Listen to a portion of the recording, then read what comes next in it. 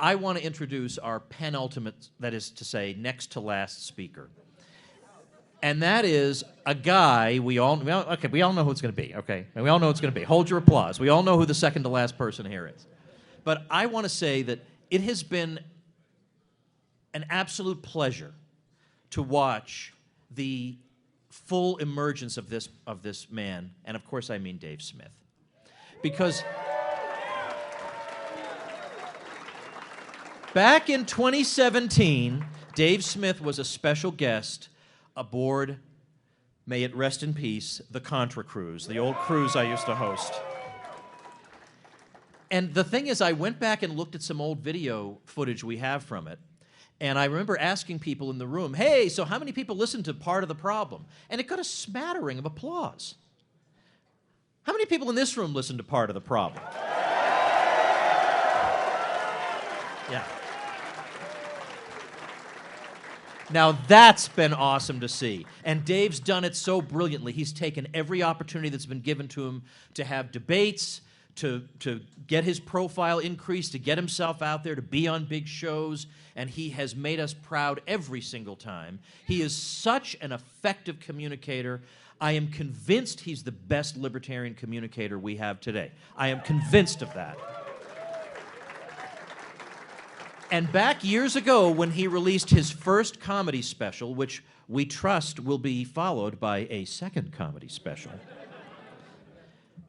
it spent 3 weeks at #1 on iTunes. Imagine if he released another one now that everybody knows who the hell he is. Imagine how that would be. Ladies and gentlemen, I could not possibly be more delighted to introduce to you my good friend, Dave Smith.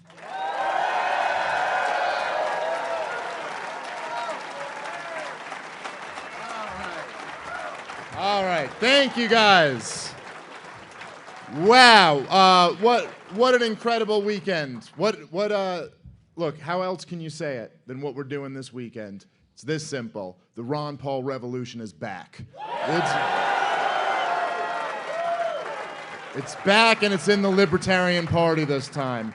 And it's pretty incredible for me to hear Tom Wood say these nice things about me. Tom has been a hero of mine for years, and every time he says this, I'm going to still say I think Tom Woods is the best communicator we have. So all of that credit goes back to Tom. Look, I've been having an incredible time this week. I'm losing my voice a little bit because I've been talking to so many of you. So by tomorrow, it will certainly be gone. But it's been amazing going around the country to all the state LP conventions and coming out here. So I just want to say first a huge thank you to the best person that I know, who is my wife, who is at home with our 2 little kids, so I can come out and do all this stuff for you guys. So really, all of the credit goes to her. You guys doing the video, if you could clip that and email it to her, that would really win me some points when I go back home. That would be very nice. All right, so let me talk quickly about what it is that we're doing here, okay, and why I think this is so important. So, what's going on in the country? What are the problems that we're facing? And as you guys in this room know, it's a lot more than the craziness that's been going on over the last 2 years. It's really like the craziness that's been going on over the last 120 years that we're dealing with, okay? That's culminated in the craziness of the last 2 years. So what's the big problem in America? Well, let's think about it. Okay, #1, progressives, okay? The main problem here is progressives, starting with the original progressive era, which gave us the income tax and the Federal Reserve and the military-industrial complex, starting with the First World War, the FBI, the 3-letter agencies, and the New Deal. They gave us the warfare state and the welfare state and the central bank. But it's not completely hopeless, because to fight the progressives, we have the conservatives. And the conservatives only have one little problem, which is that they're a bunch of progressives. So, if you can get past that, they're pretty good. So the conservatives in America all endorse the central bank and the warfare state and the welfare state and everything that was wrong with the original progressive era. Conservatives, at their best, are fighting for what progressives believed in 7 years ago. That's when they're at their absolute best. Conservatives are saying like, hey, let's go back to Barack Obama. They're like progressives, let's say, I just came up with this, driving the speed limit, okay? And just right off the top of my head. This is always, without a doubt, it fails. Ask anyone in the conservative movement today about Obamacare, and they'll start talking to you about how we have to, cover pre-existing conditions. Like, they can't even go back beyond just the most recent, and this is why they lose every single battle.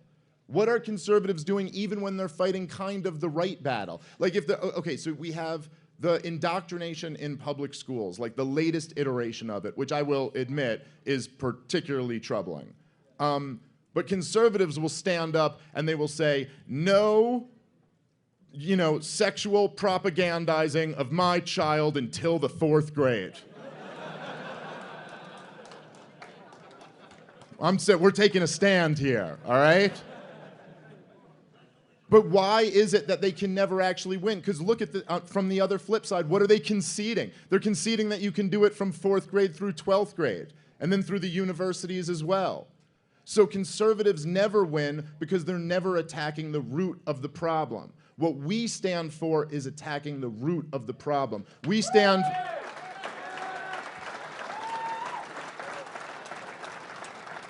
stand for repealing the entire progressive era. That's what our movement is about. Every inch of it. Now, we have an incredible opportunity in front of us right now, something we've never had before.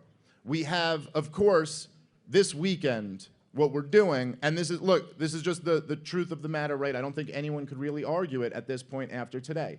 If everybody who showed up today shows up tomorrow, and I know you're all going to, if we all come in tomorrow, then it is a fact that Ron Paul libertarians have completely taken over the Libertarian Party.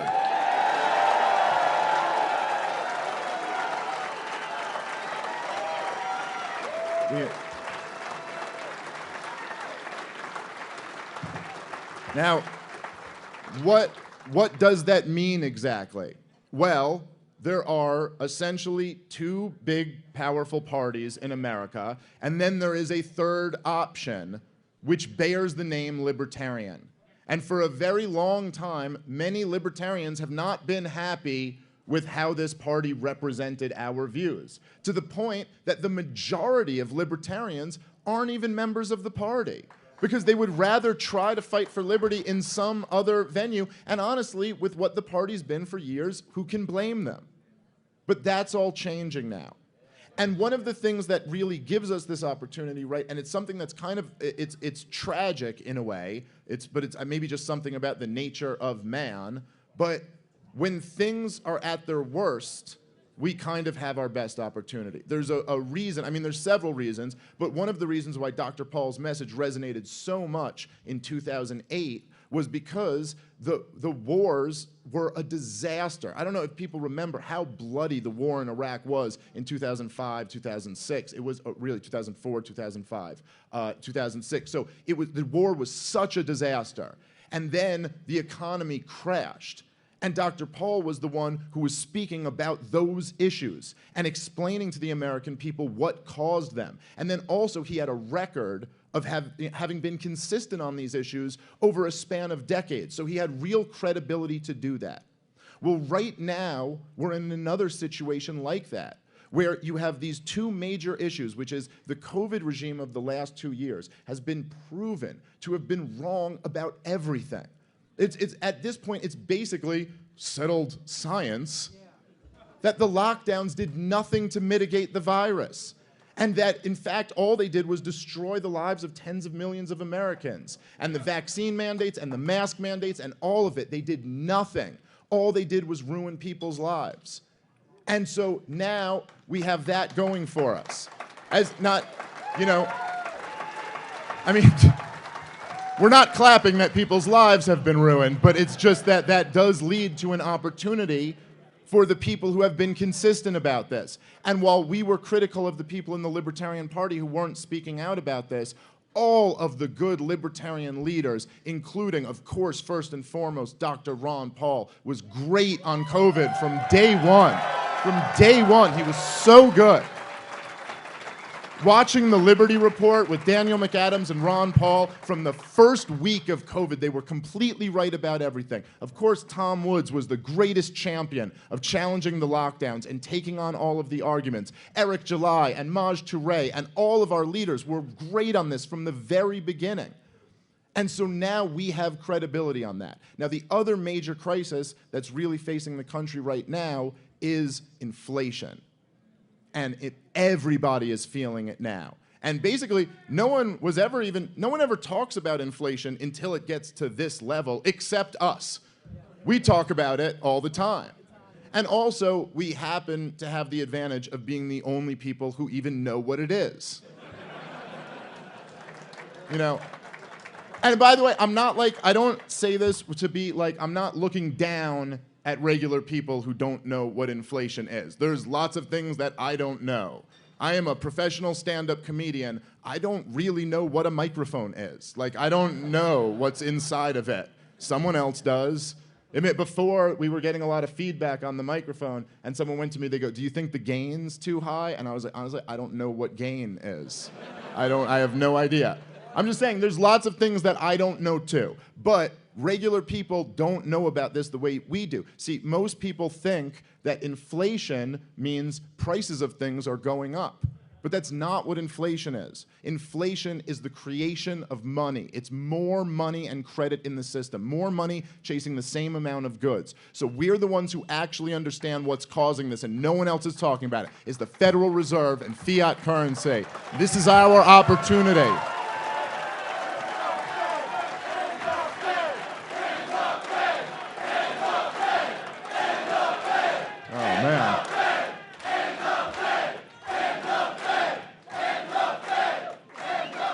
I apologize. Dr. Paul, I did not mean to steal your chant up here. I promise these people have another End the Fed chant in them when you get up here. These people, they'll chant it all night long if we want to. But this is the opportunity that we have right now. There are these crises that are facing the American people. Everybody is waking up to the reality that this system is spinning out of control. I remember back in, it was in the 2008 presidential debates, or maybe it was in the 2012 ones, I can't remember, I've seen all of them. But someone asked Dr. Paul about immigration, and they asked him at one point, they said, well, would you support, building a wall? And Dr. Paul said, I don't know about that. And he said, that wall could be used to keep us in. And at the time, I think to a lot of people that seemed like, well, that's a little bit out there.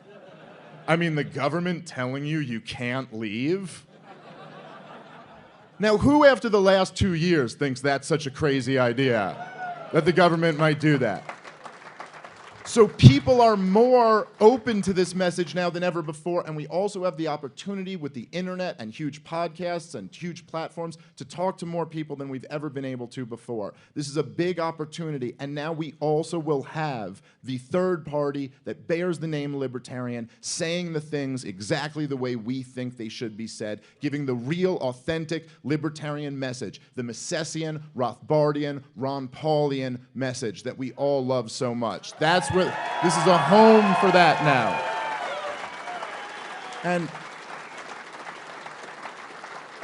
And I'll just add that to me, one of the central messages of the campaigns of 2008 and 2012 was the power of ideas and how much ideas matter. And I think that sometimes we can lose sight of that. And you can feel like, well, okay, even if we do convince more people of this, I mean, how does that translate?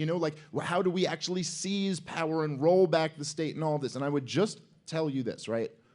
Think about how much two things. How much the power of ideas has meant in the past. Think about someone like Thomas Paine, who wrote pamphlets. And he changed the world, okay? The ideas have changed societies for all of human history. And the other thing I would tell you is think about how much our enemies value the power of ideas. Why is it that they launch these propaganda campaigns?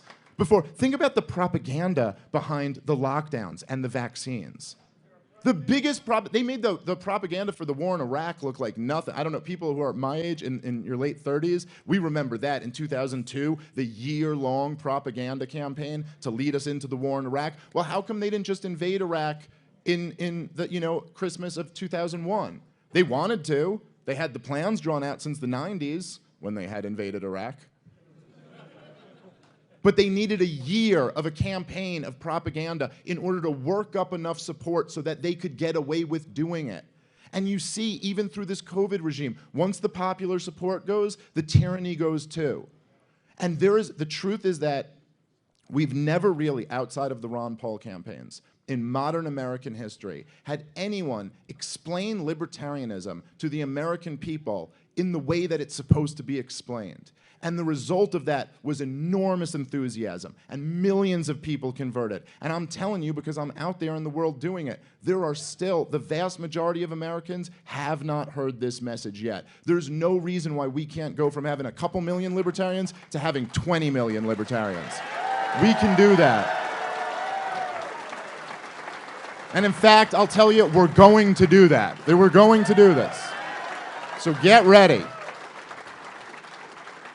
And I don't know, as Tom stole Scott's job, I'm also going to steal Scott's job and introduce our final speaker, which really, I don't know, everyone who knows me knows what an honor this is to introduce your final speaker to the night. And I don't know what else I can say because I've basically spent the last decade of my career saying all the nice things that I could say. But I will always, for the rest of my life, be indebted to this man for introducing me to these ideas that changed my life. They're the most beautiful and noble ideas in the history of political philosophy, and he introduced them to so many of us. He really is the reason why we have all of this energy here today. Ladies and gentlemen, please clap your hands for Dr. Ron Paul.